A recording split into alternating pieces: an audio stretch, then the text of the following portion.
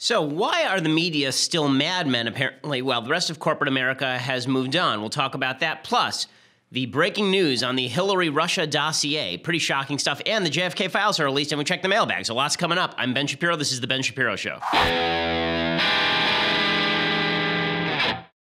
So the big news as of yesterday was that NBC correspondent and fabled investigative journalist Mark Halperin, the guy who wrote Game Change, and he was about to write a new book about the Trump campaign that was going to be turned into a series by HBO, that he had been apparently responsible for an innumerable number, allegedly, of incidents of sexual harassment or assault where he would press himself up against women with his genitals, where he would grope them, where he would say things that were wildly inappropriate. I want to talk about that, and I want to talk about the widespread nature of this thing in the media. And it does seem to be worse in the media than it is in, for example, corporate America, at least by the numbers and by the evidence, and at least by anecdotal evidence. Talk about all of that in just a second. But first, I want to say thank you to our sponsors over at Quip. So, the toothbrush that I use is a Quip toothbrush. The reason that I use the Quip toothbrush is, number one, because it is super effective in cleaning my teeth and making them feel clean. Number two, because if you don't use a good toothbrush and you get a bunch of plaque, that can actually affect your heart health, according to many studies.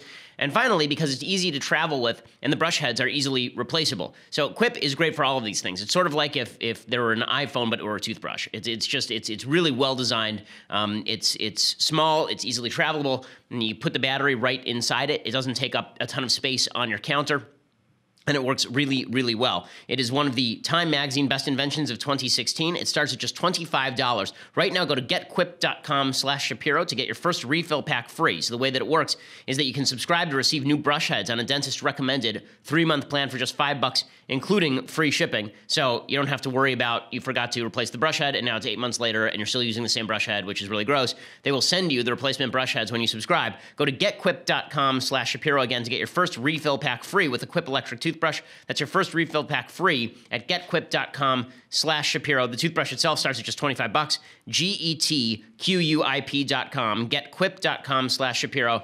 Make sure that you are as healthy as you can be, and Quip is the best way to do it. Okay, so I'm going to start today by talking about the Halperin allegation. So there are a bunch of people who have now come forward, a bunch of women who have now come forward and accused Mark Halperin of sexual harassment and or assault. Now, one of the problems is people conflating these two things because, I think this, as a society, we just need to be careful about what we call things for legal reasons. So sexual assault is where someone is legitimately threatening to commit battery on you, right? It's actually battery if someone grabs you against your will, but it is assault. They call it sexual assault if you are threatening to do that.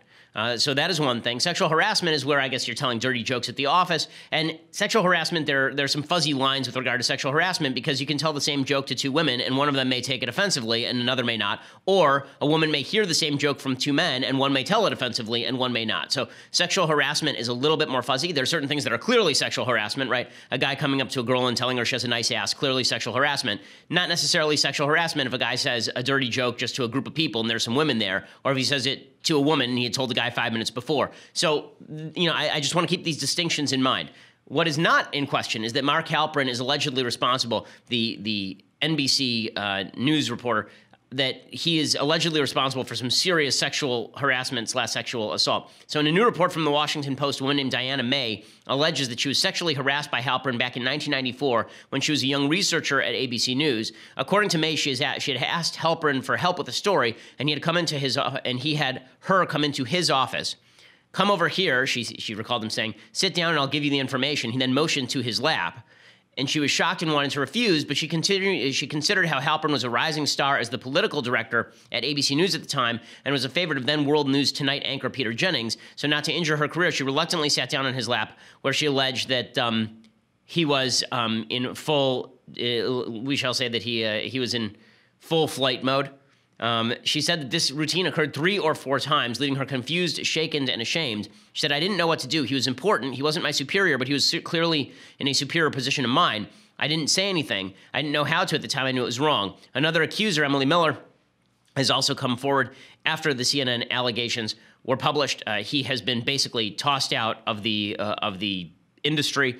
His book was canceled. He was fired. Apparently, she suggested that she was attacked by Mark Halperin as well. She was once a producer at ABC News where Halperin spent a good portion of his career. So presumably, that took place when they were both at the network. And There's this is not the only allegation. There's another allegation from CNN. There's a woman at CNN who's a former producer, and she says that she was trying to interview with Halperin, and Halperin offered her a business card. She showed up, and she says, I don't quite remember what we talked about. I do remember him asking me to sit down next to him on the couch. This is during an interview. I thought it was awkward to sit on the couch when I was perfectly comfortable sitting in the chair across from his desk, but I complied, and I also remember him sitting a little too close to me. At one point, I felt a bit uncomfortable, and I stood up to thank him for the meeting. That's when he leaned in, tried to kiss me, and attempted to do a bit more. I didn't want to offend the man in charge of political programming at ABC News, and I tried to be courteous and apologetic and practically ran out of the office.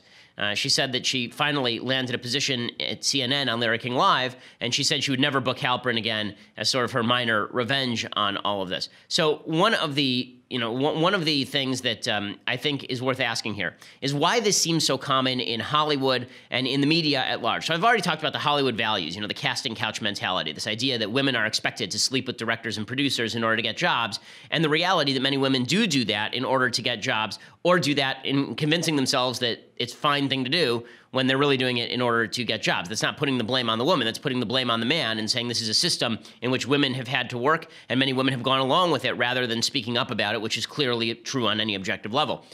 One of the questions you have to ask is why this is happening so much in the media. And it appears to have happened to pretty much every woman in the media, right? Here's a panel from S.E. Cupp over on CNN, and here's is a panel of women, and they basically all say that they've been sexually harassed. I'm in this little room, and I put my ear in to hear him.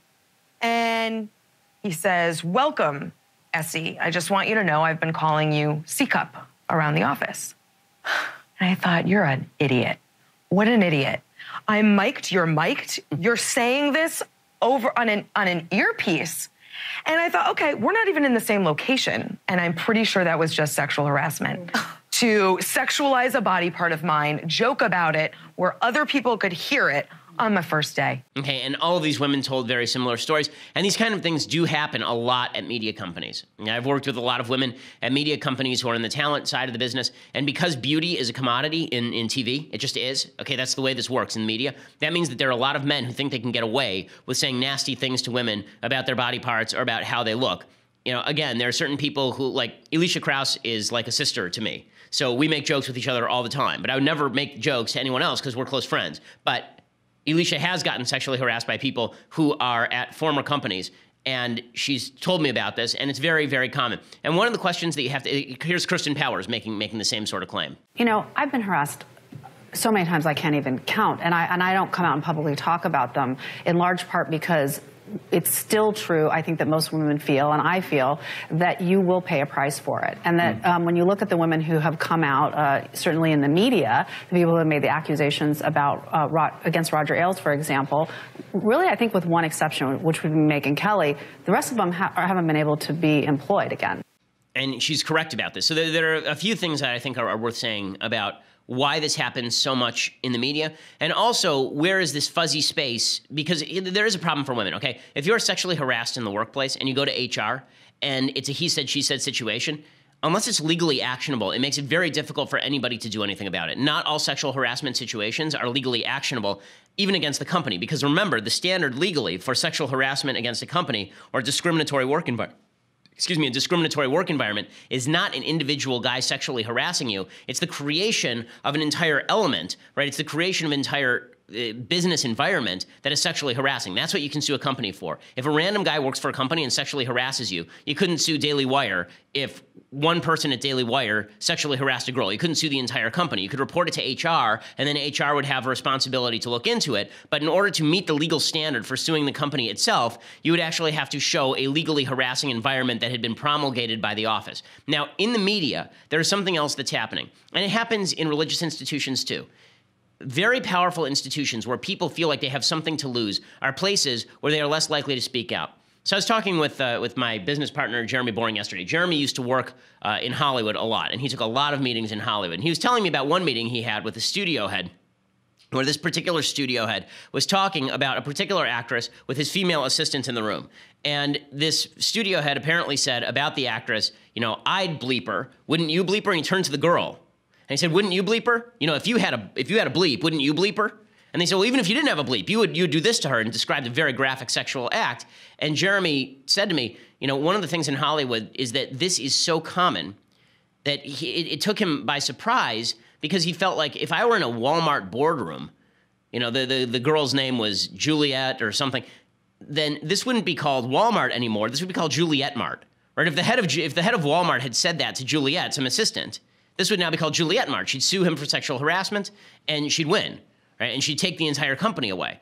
But in Hollywood, it's super duper common, and that's because a lot of people are making this trade-off decision that it is not worth speaking up because they're afraid of the career ramifications. So that means that two things have to change. One is that we actually have to fight against a culture that suggests that women can't get jobs anymore if they accuse someone of sexual harassment or sexual assault, right? That definitely has to be fought. And the point that is being made here by Kirsten Powers, that a lot of women who complain about this stuff are then blackballed, that people think they're a litigation risk, that's absolutely true. And that's why we have to have harder lines. We as a society have to sit down and decide what constitutes legitimate sexual harassment that is worthy of review, so that we can tell when a woman is actually complaining for the right reasons or when she is complaining because she's being oversensitive.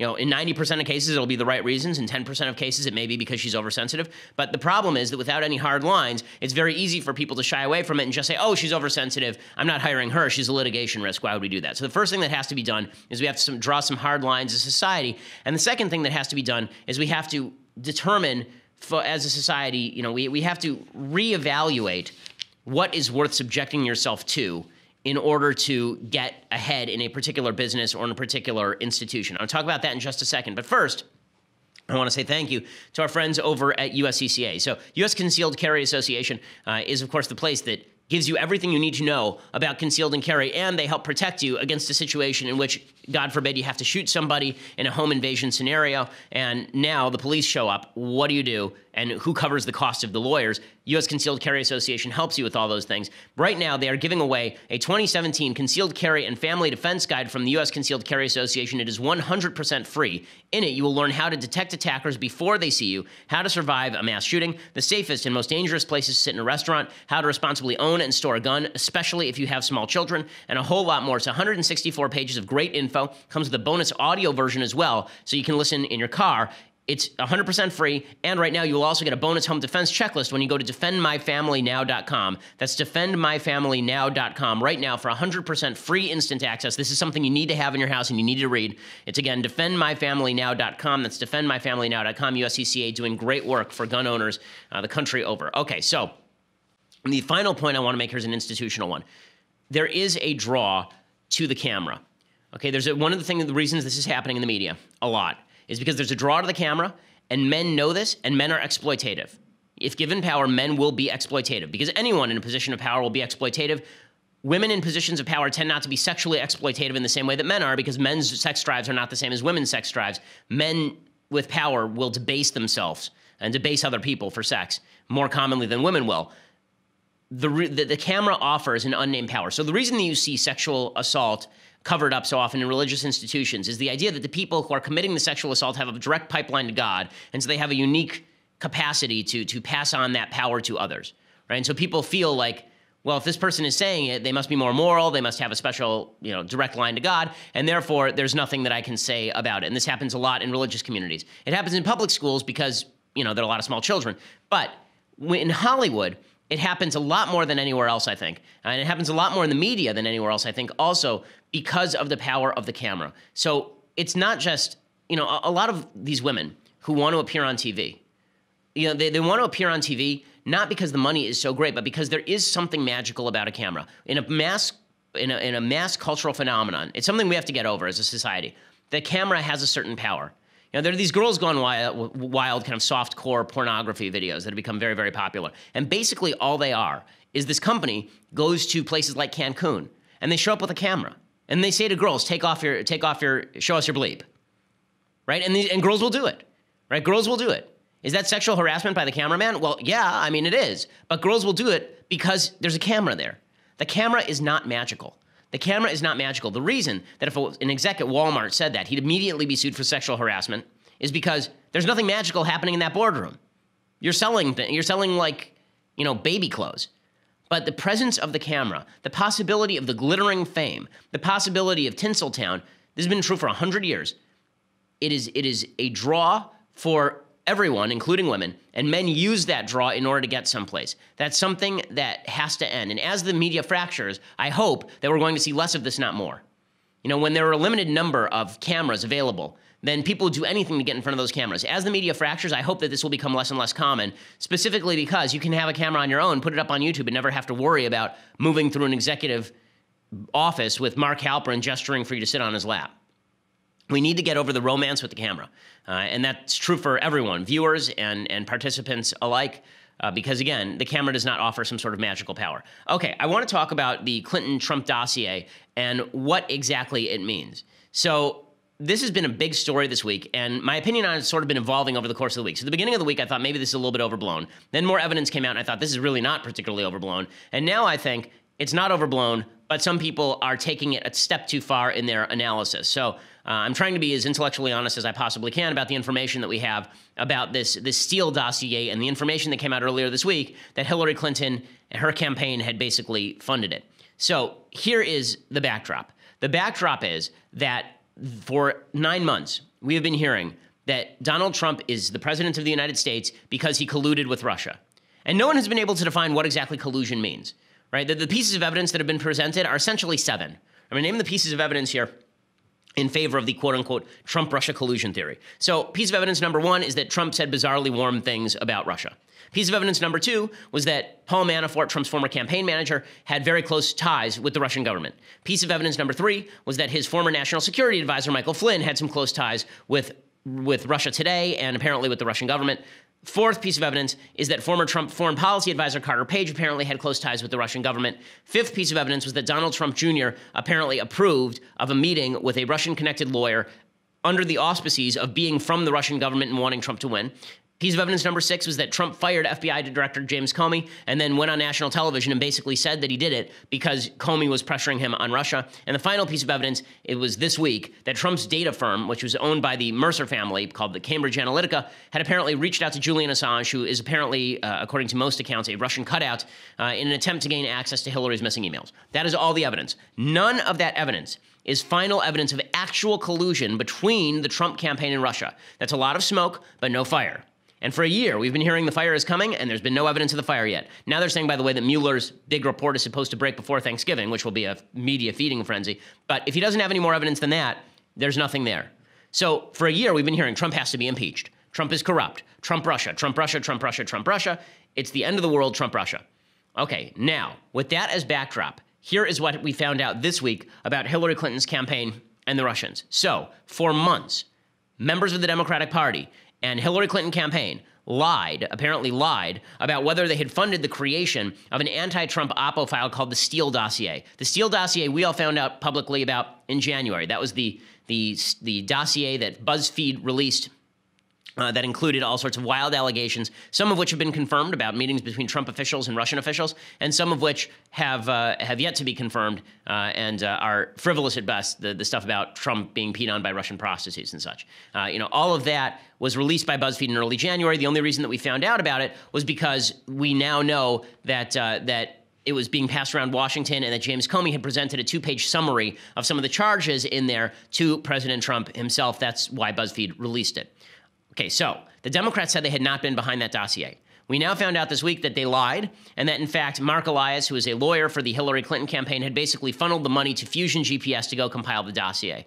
The person who compiled the dossier under Democratic auspices was Christopher Steele. Christopher Steele, this is why the Steele dossier, is a former MI6 spy. He went over to Russia, and then he had talks with a bunch of people in the Kremlin. Apparently, the allegation is that he passed them money, that possibly American money was passed to the Russian government in order to secure information about Donald Trump.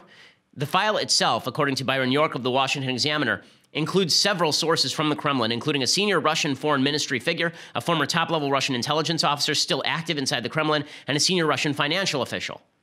Now, let's say that all those people had met with Donald Trump Jr. and provided him information. Everyone would say collusion, collusion, collusion, collusion, impeachment. Right? Hillary Clinton actually did that. If you cut out the middleman, what you're seeing here is the Hillary Clinton campaign paid the Russian government or worked with the Russian government to find Oppo against Donald Trump. That's the exact allegation that is being made against the Trump campaign. Right? So ironic at best and criminal at worst. And I'm not the only one saying this. Jonathan Turley, professor over at Georgetown of Law, he says the allegations against Hillary Clinton thus far are more criminal than those against President Trump. It's good to have something that's more recognizable as a criminal allegation. You know, as you know, I've been very skeptical about the past Russian collusion claims as being a criminal matter. Even though I supported the appointment of the special counsel after Comey was fired, I've been cautioning, and many others have, that it really isn't a crime to collude. And in the same sense, it wouldn't be a crime to receive information on the Trump side from a foreign national.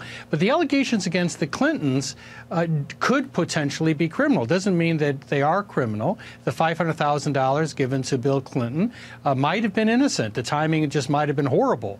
But that would be a cognizable crime if a linkage was found. In the same way, the allegation over the dossier does involve a potential violation of federal law. The Federal Election Commission Act requires campaigns to state a purpose for any money spent over about $200 to sort of have an item description for each of those amounts. There isn't an item description for this law firm for the amount of money that is being alleged to be given to this research firm. Okay, so two things. So this is a perfect case of whataboutism in the sense that what Hillary Clinton did here was wrong. If the allegations were made about Donald Trump, would that make it right now? Would it be okay now? And this is where I think that this whole conversation seems to go off the rails a little bit. So let's say that Hillary Clinton had been elected president, and we had found out that she was colluding with the Russian government to gain oppo on Trump, and she was president, and then she released all that oppo, and that's why she won. Right, let's say all of that had happened. Would we be crying impeachment right now? You bet your ass we'd be crying impeachment right now. We obviously would be crying impeachment right now. So the allegations the Democrats are making about Trump are exactly those allegations. Those have not yet been proven. There's no evidence for them. So just because Hillary did something that is apparently criminal here, or at least allegedly criminal, that does not necessarily mean that nothing criminal happened on the Trump side. With that said, the allegations and the evidence against Hillary Clinton's campaign, much, much, much stronger than anything that has been proven by against the Trump campaign at this point. I want to talk more about this, and I want to talk about the Mueller investigation, the impact on the Mueller investigation in just a second. First, I want to say thank you to our sponsors over at NatureBox. So everyone wants to eat better, but when it comes to snacks, sometimes it feels like everything is either tastes great and is 1 bajillion calories, or it is boring and tasteless, and you can eat like this box of cardboard flakes. So that is where NatureBox comes in. NatureBox has over 100 snacks that taste great and are actually good for you. All snacks are made from high-quality, simple ingredients, which means no artificial colors, flavors, sweeteners. You can feel good about what you're eating. So around the office, NatureBox is supremely popular. People have said, I asked them for their favorites. People said they really like the vanilla bean wafers and the dried mango, as well as the coffee kettle popcorn, which I know has been a big bestseller around the office. You're sure to find your new snack obsession over at NatureBox. They do add new snacks every month, inspired by customer feedback. Go to naturebox.com, choose the snacks that you want, and they will deliver NatureBox right to your door. There is no risk. If you ever try a snack that you don't like, don't eat it. They'll replace it for free. Right now, NatureBox is offering my fans 50% off your first order when you go to naturebox.com/Ben. That is naturebox.com/Ben. Again, naturebox.com/Ben for 50% off your first order. So pretty solid discount. Naturebox.com/Ben. And I can show you the list of their snacks. I mean, these are like, it's incredible. I mean, you're talking about salt and vinegar veggie chips, almond butter, apple and cinnamon oatmeal, crunchy barbecue twists, garlic plantains. I mean, it's just the snacks, the list is really, really long, and it's all really, really good according to folks in the office who have tried it. So go over and check out naturebox.com/Ben and get 50% off your first order. Okay, so now let's talk about how this impacts, the Hillary thing impacts the FBI investigation into Donald Trump. So on a political level, it impacts the investigation because now we're all saying, okay, so what the hell is the FBI investigating? Right? Why weren't they investigating Hillary Clinton? Why weren't they investigating the Hillary campaign? And in fact, there are now calls for the FBI to do exactly that. The House is going to call James Comey in front of them again and ask him why he was not investigating Hillary's collusion. Right? So that's point number one. On a political level, you know, it makes perfect sense to say, okay, everybody's focused in on Trump. Really? Hillary was doing the same thing. And again, I think that that's fair on a political level. I don't know that it exonerates Trump from bad behavior if Hillary was also behaving badly. Right? There were allegations that the headquarters for Barry Goldwater were bugged in 1964 by LBJ. That didn't necessarily get Richard Nixon off the hook for doing the same thing at the Watergate Hotel. So let's talk a little bit about the actual impact on the FBI investigation. So there are two elements of the FBI investigation that have been impacted. One is that apparently the FBI obtained FISA warrants on Trump associates based on allegations in the Steele dossier. The allegation from people on the right is that the FBI was therefore colluding with Hillary and Russia. Basically, Hillary was colluding with Russia to come up with this dossier, and then the FBI took the unverified allegations in the dossier, threw them by a FISA judge, and then got that FISA judge to sign off on warrants to bug Carter Page and Paul Manafort, basically. That's the allegation. This seems to me evidenceless until the evidence actually arises, meaning that it is quite possible that the FBI knew about the allegations in the dossier and went and independently verified them. Not everything in the dossier is false. So people are saying the dossier is complete crap. Some things in the dossier are clearly complete crap. Some things in the dossier are not, right? There have been actual verified meetings between some members of the Trump team and some members of the, people who are associated with the Russian government. In any case, not everything in the dossier is not true. So it is quite possible that Comey, again, I'm talking as a lawyer, so from a legal perspective, you can suspect whatever you want, but it's only what you can prove that matters. From a legal perspective, there is no evidence that James Comey took unverified allegations from the dossier in cahoots with Hillary and then proceeded to throw them to a FISA judge so that we could get warrants on these guys. Okay, second allegation is that Comey, for political reasons, basically continued to fund the Steele dossier after Steele's name had been released, and after the Democrats had stopped funding the Steele dossier, that he found this stuff interesting, and for political reasons, he wanted to continue the funding into it. It's also possible for legal reasons he wanted to continue the funding into it because he felt that there was actual illegality taking place, and he wanted to investigate it. After all, he was the head of the FBI. So both of those, don't see the evidence for that yet, and I am someone who is deeply skeptical of James Comey and thought he was absolutely wrong last July when he exonerated Hillary Clinton. I also thought he was wrong when he reopened in October. I think he was a garbage FBI director, but that still does not prove the allegations that are being made here. Final allegation that's being made is, or at least a claim that's being made, is by the editors over at the Wall Street Journal. So they write today, the fusion news means that the FBI's role in Russia's election interference probe must now be investigated, even as the FBI and Justice insist that Mr. Mueller's probe prevents them from cooperating with congressional investigators. So, again, I'm not sure that anything beyond suspicion, unverified suspicion, suggests that the FBI was not doing its job in the Russian probe. Mueller is a former FBI director, and for years he worked closely with Mr. Comey. Okay, that's been true forever. So if you're saying that Mueller should accuse himself on that basis, that was true from the very start. And I'm not sure why that is now coming to the fore now. It says it is no slur against Mr. Mueller's integrity to say he lacks the critical distance to conduct a credible probe of the bureau he ran for a dozen years. Again, I'm not sure that I'm not sure that proves the point. I mean, you could just as easily say that as a former FBI director, he knows where all the bodies are buried, and says he could best serve the country by resigning to prevent further political turmoil over that conflict of interest. So my opinion on this is that this seems to be jumping the gun, right? Suggesting that Mueller has to go because he knows Comey. If you felt that way, that was true months ago. Suggesting he has to go because now the FBI is being accused of things for which there's no evidence yet, that also seems to me to be jumping the gun at best. To say that the entire investigation should just be shut down on the basis that both parties did it, that's at least a more honest opinion on what's happening here. And again, I think that this investigation is going to go forward. My strong hunch is that Mueller's not going to find anything, that what we know is what we know, and that Mueller is going to come forward with a couple of things the media will blow out of proportion, but there will be no hard evidence of collusion between the Trump campaign and Russia, and then this will all be over. That is my strong hunch on all of this. But I wanted to give you as objective a perspective on this as I can, which is that there appears to be criminal activity, or at least alleged criminal, very, very strong evidence of criminal activity from the Hillary camp. There is not nearly as strong evidence in the Trump camp.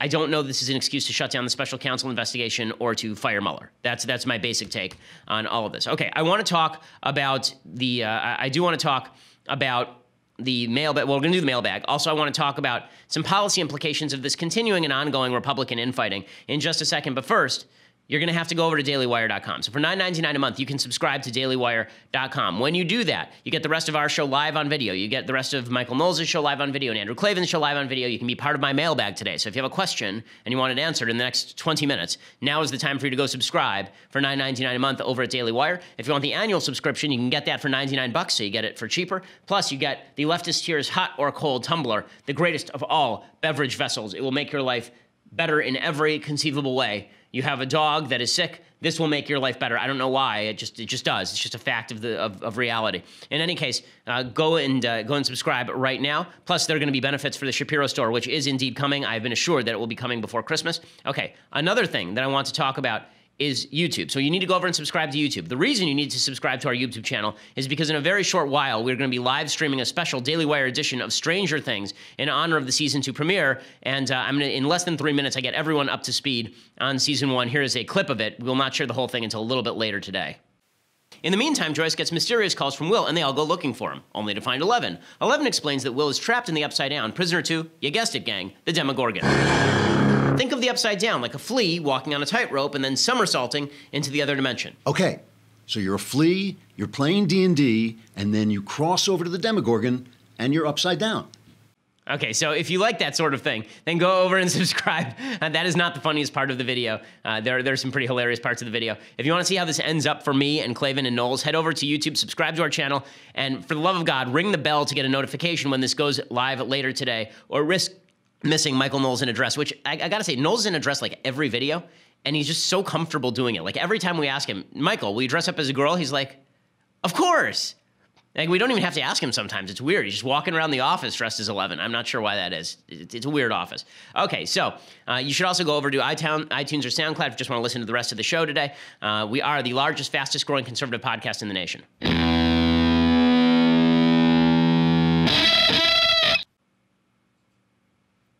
Okay, so with all the Republican infighting that is still taking place, it's interesting. I'm listening to a lot of people who I really respect, people with whom I agree largely on their assessment of President Trump in terms of character, and it seems to me that they are missing a key point, a lot of them, with regard to the Jeff Flake fallout. So there's still a lot of fallout from Jeff Flake and his speech on the Senate floor in which he ripped into Trump and suggested the Republican Party had now become prisoner to Trump and Bannon. And that is, I don't think that's, again, I think that's an overread of the situation. Their suggestion seems to be that if you're critical of Trump in any way, that they will, that everyone in the Republican Party will come after you and primary you and finish you. I don't think that's right. I don't think that's right. I think that you can be critical of Trump when he does things, and I think you can be critical of him as president. I think you can say he's doing great damage to the country as president for some of the things that he is saying and doing in terms of undermining American unity. I think you can say all of those things as long as you say also that Trump and you are on the same page when it comes to some of these agenda items. You know, that you are, I mean, Jeff Flake voted 95% of the time with President Trump in the Senate, but he didn't focus on that at all. He spent all of his time talking about all of the downsides of Trump and none of his time talking about, you know, the things that Trump is doing right. And I think you do have to give a more objective view of Trump rather than the overall. See, here's the thing. You know, we could talk about the overall. I did all the time. I talked about the overall aspect of Trump during the 2016 election. When you were forced to come to a conclusion about Trump, you were forced to come to a, I'll vote for him or I won't vote for him. But now, the question is not do you support Trump or do you not support Trump, because what does that even mean in practical terms? Like, I don't even understand this idea of I don't support Trump right now.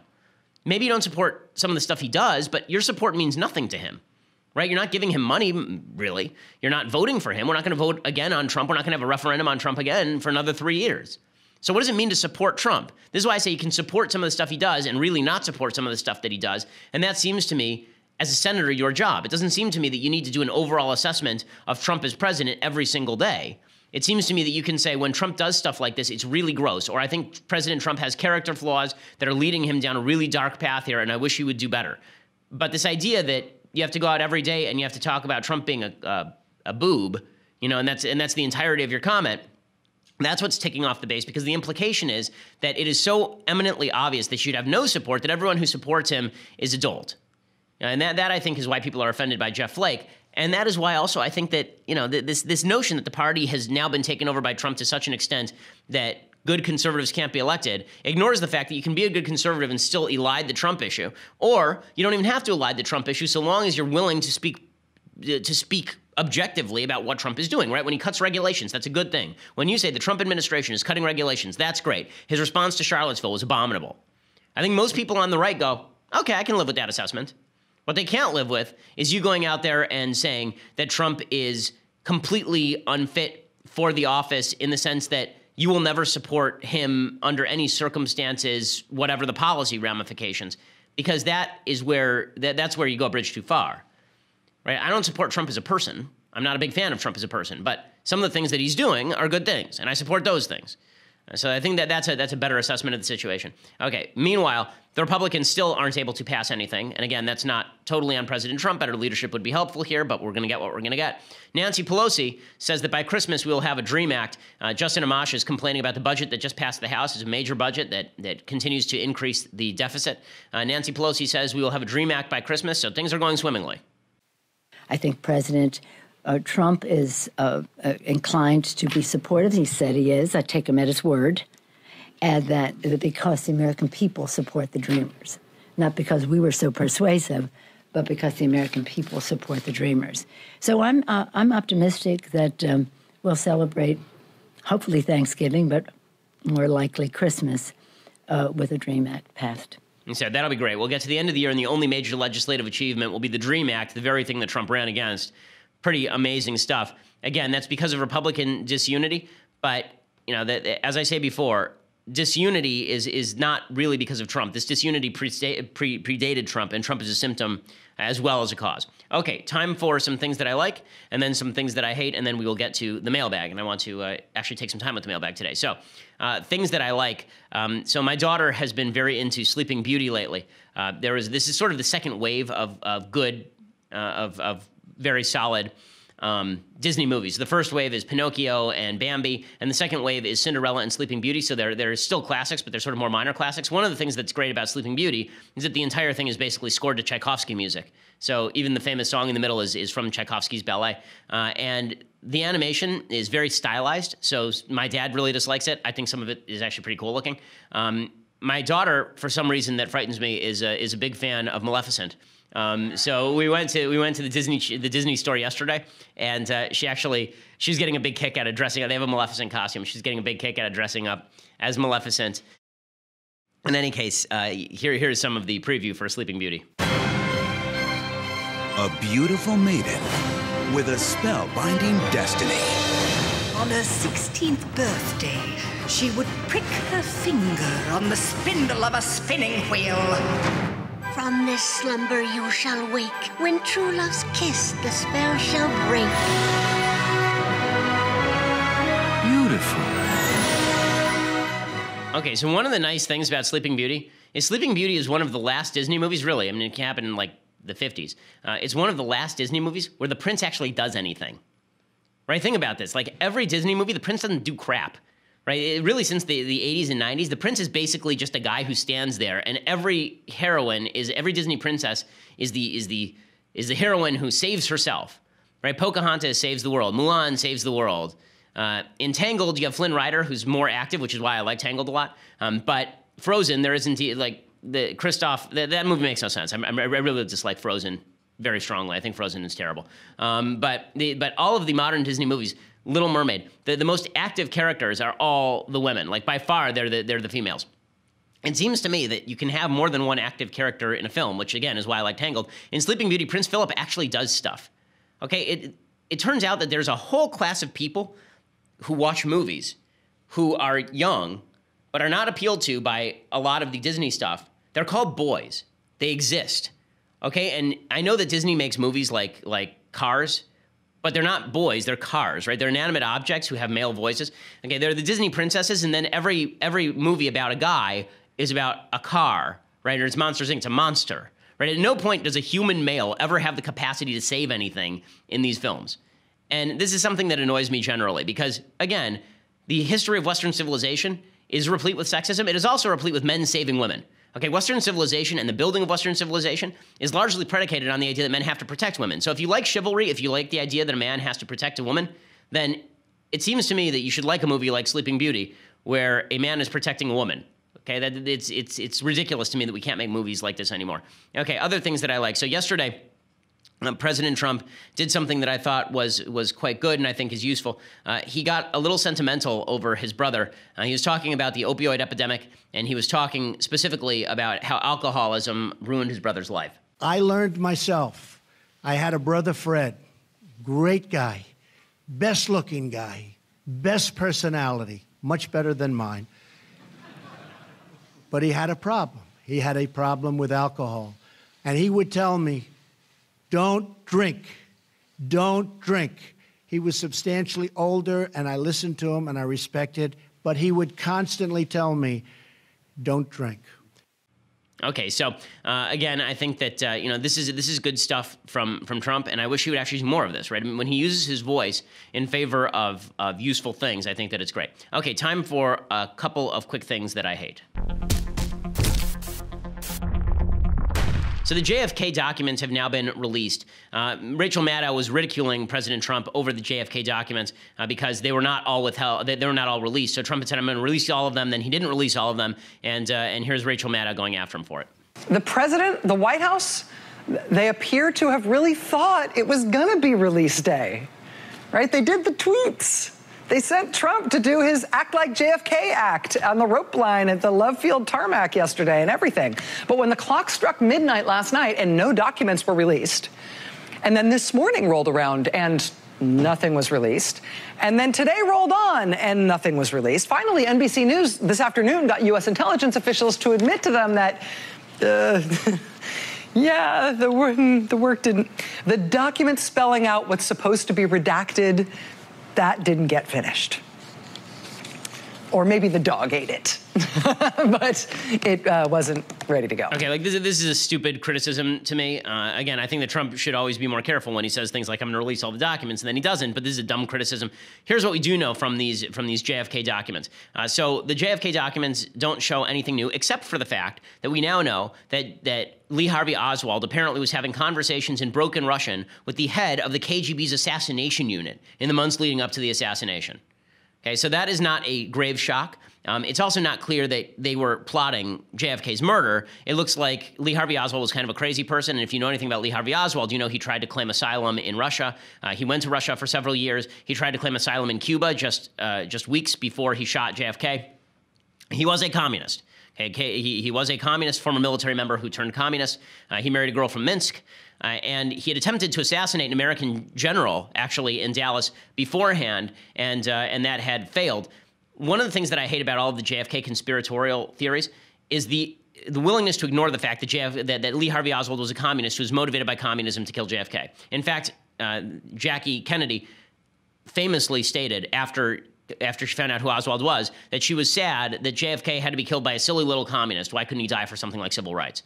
So the left immediately attempted to swerve this into a critique of America.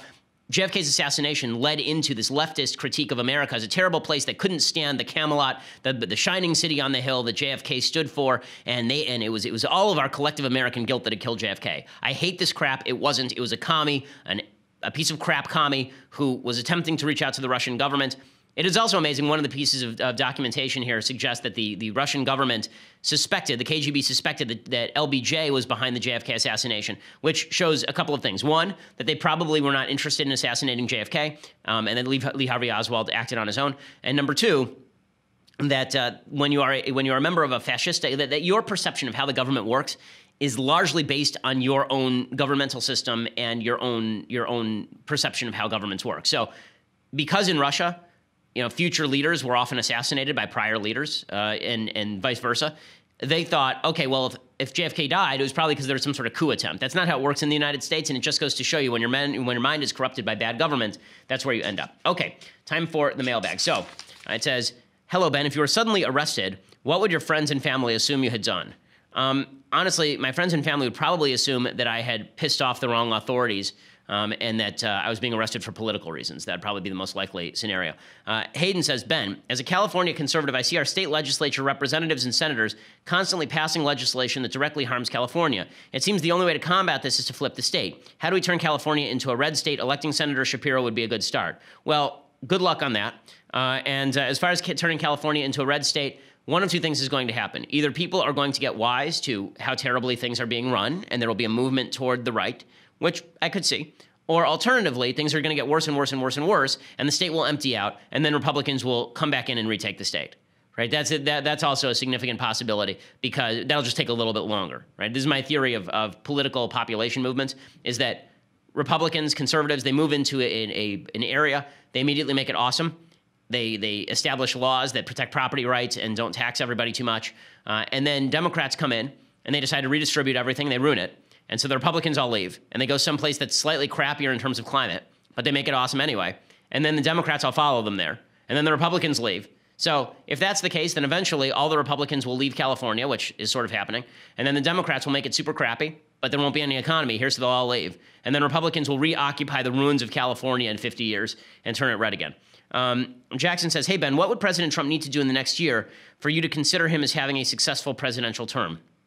Well, I mean, passing legislation would be good. How about fulfilling some of his promises? Reforming the immigration system would be a good start. Building the wall, as he said he would. Repealing Obamacare, which he has not done. Passing tax reform, which he has not done. Passing some religious protections, which he has not done. Any of those things would be good. I'm not going to say he had a successful presidency just because the economy was good under him, because the economy wasn't bad in the second term of Obama, and he was not a successful president in my view. Brad says, what is your opinion on Milton Friedman? So I really like Milton Friedman. I think that Free to Choose is a terrific book. I disagree with some of his opinions, like universal basic income. I think they lead to inflation and freeze the economy in place in some ways. But I enjoy Milton Friedman's work a lot, and his explanations of economics on YouTube are fun to watch as well. David says, you say the Shapiro store is coming. When? As I said earlier, it should be here by Christmas. If I am wrong, then you can lash me with a wet noodle. Timothy says, Ben, besides the Bible and your religious studies, what books have you read that have helped solidify your solid faith in Judaism? What book, if any, would you recommend to a friend or acquaintance who is agnostic? Keep up the great work. So I've recommended a lot of these books on the show, and some of them are not Jewish. I've recommended things like Guide to the Perplexed by Maimonides this week. But in more secular terms, I think that if you read a history of Western civilization that takes into account religious thought, it makes you more of a believer in the Judeo-Christian tradition at the very least. As far as believing the specific claims of Judaism, such as Revelation on Sinai, there are a couple of good little tomes that I'll have to look up the titles of, because they're good. I will say that, again, anytime you say that God spoke to humans, you have to take a certain leap of faith, because that's just the way things work. And one of the reasons that God created us was to take that leap of faith. So I don't think it's out of bounds to say that God hides himself so we can take the leap of faith. Mandy says, hello, Ben. I saw a YouTube video of you at 12 years old playing the violin. Larry King said your dream was to be the first Orthodox rabbi in the Supreme Court. Is this still an aspiration of yours? No. Neither half of that is actually an aspiration of mine. I'm not really interested in spending the time necessary to get smicha, which is what it's called when you want to join the rabbinate. And sitting on the Supreme Court, well, it would be fun. I gave up on that dream long ago, because there's no chance I would ever be nominated or be confirmed for a seat on the Supreme Court. Rocco says, what are your favorite and least favorite Halloween candies? So, just candies in general. I am so you have to get a kosher version of this. It comes from Israel. Kosher Skittles are fantastic. As I've said before, I love sour Jelly Bellies. These are my favorite candies. And actually, there's somebody at the Jelly Belly factory who's a fan who sent me a bunch of Jelly Bellies. And so I thank him for that, because we have been enjoying that in the Shapiro household. Those are my favorite. Least favorite Halloween candy. So first of all, everyone knows that candy corn is garbage. Everyone knows it's hot garbage. No one in human history has ever eaten candy corn above the age of 7. All that candy corn just melts. It's gunk. It coats your teeth. It's disgusting. Other candies that are bad. First of all, there's no one worse than the horrible woman on your street who hands out apples, right? I love apples, but if you hand out apples as candy, you're a bad person. If you're handing out like figs and dates, and what is this, the 13th century? Figs and dates. Ooh, we're gonna have I have certain objections to certain desserts generally. One of my bugaboos is fruitcakes. The idea of having people have these fruit tarts, and they have the custard, and then they have the cut fruit on top of it. Why would you ruin the custard with the cut fruit on top of it? Why would you do that? Fruit is fruit, and custard is custard. Why would you possibly put the fruit on top of the custard, and then it gets all gooey and disgusting on top? You have to scrape off the fruit to get to the custard. Why would you do this? Okay, now you've got me on a dessert rant. Garrett says, what are some must-dos in the next 10 years for a high school senior who wants to be a senator one day? College selection, getting connected, things to study, etc. Okay, so college selection, you have to go to a good college, you don't have to go to a great college. Getting connected, I would say that you have to do a lot of things for free to be successful, right? So for me, I wrote a lot for very little money or for free for a long time before I became successful in this arena.